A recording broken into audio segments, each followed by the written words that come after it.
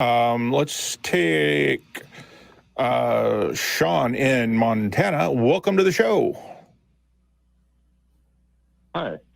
How are you guys doing? Not too bad. All right. I have hopefully a pretty easy question. When should you give up on trying to make a family member examine why they believe certain things? For bullet point context, grew up young earth creationist, and over the past couple of years, I've gotten in a few discussions with my parents, and they acknowledge that there are parts of the Bible that probably have human influence and are probably not correct, like slavery and such like that, but they still hold certain beliefs about gay people and trans people that I disagree with. And I don't know, it's just like talking to a brick wall sometimes. So yeah, I get that. When do you you stop when they set boundaries and when you think you're going to break the relationship before you change their mind.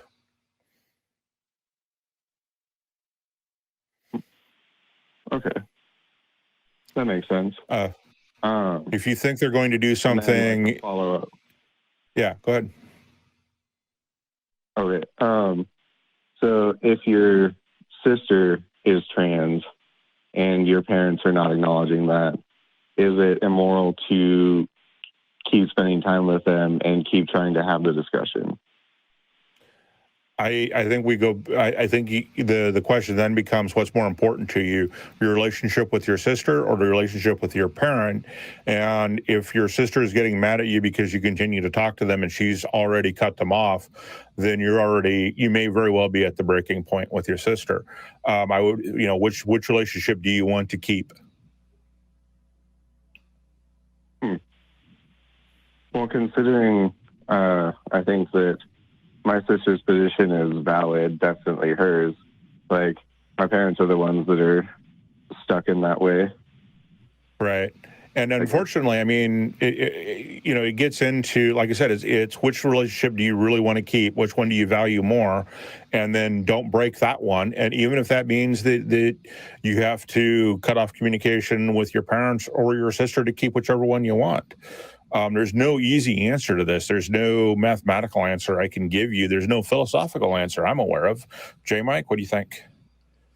I'm not necessarily convinced philosophy provides answers, but maybe analysis. I love philosophy, but yeah, I'm a skeptic through and through. But yeah, so this one's really tough for me because I have a different kind of growth.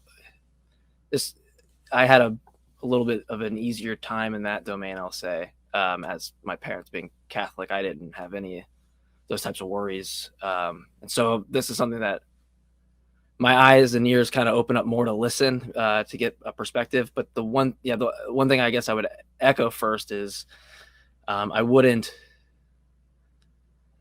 don't know that it should be a true dichotomy to have to pick one or the other. But if it's, the situation, if it comes down to that, I have to echo Jim's point, right? It's just only that circumstance. And since religion here has already poisoned it in the first place, I mean, it's not going to be a clean answer.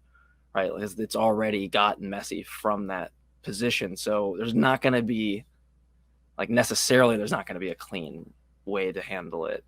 I don't know that I could offer any advice, other than, because ultimately you're going to be the one that's going to know what side to play, right, and what side I would cut off.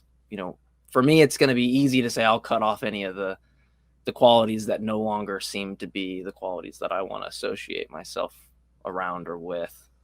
And if that's an easy decision for you as it is for me, then the answer should spell itself out. But some people, I can't speak for you. And that's my hard part, right? It's hard. I can't really give advice in that sense. Yeah.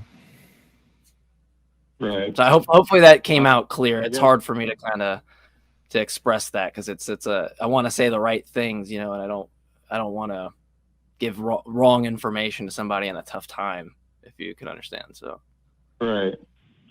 No, I think both of you are pretty clear. I guess, do you know of any way to get somebody to recognize like cognitive dissonance on their own? Like they can acknowledge that certain things in the Bible were influenced by people, but apply like some weird filter to keep beliefs that they already held about like. you tried SE? People. Is there any way to? Yeah, street epistemology is the best way, but it's not easy and it's not short. And dealing with family members, it's not going to be without an emotional cost, at least in my experience. Right.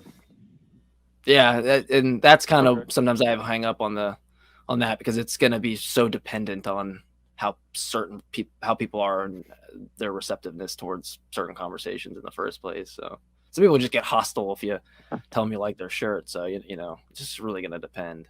Yeah, that's true. Everybody reacts to everything differently. Mm-hmm. Well, Yeah. okay. I guess so I'm sorry we couldn't give you street epistemology.